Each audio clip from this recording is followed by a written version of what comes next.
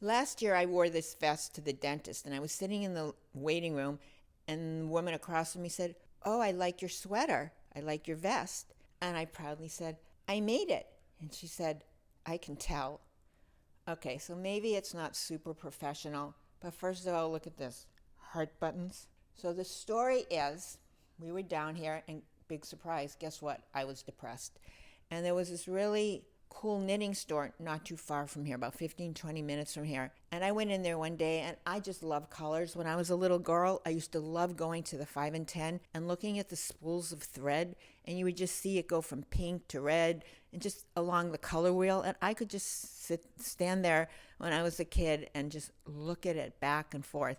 And it's like that in a knitting store. You know, they just have these beautiful colors of the skeins of wool. So I went in there just to get out of the house, and the woman who owned the shop, it's called Knitting Addiction, was a really good saleswoman. And so she said, "Well, pick out some yarn and we can make something really easy and I can help you." So I started doing that. And every day I would go there, and she had this sitting area, and you could sit there and knit. And some women were there for 2 weeks, and they would come in, and there were people who lived here year round, older women, and they would come and they would sit for an hour or so and knit, and I would hear their stories. And then the woman who owned the store, she was, I liked her a lot, but she was a little snarky. And in between, when it was quiet, she'd start saying mean things about the different customers. But I would go there and I would knit, and then she would always finish it.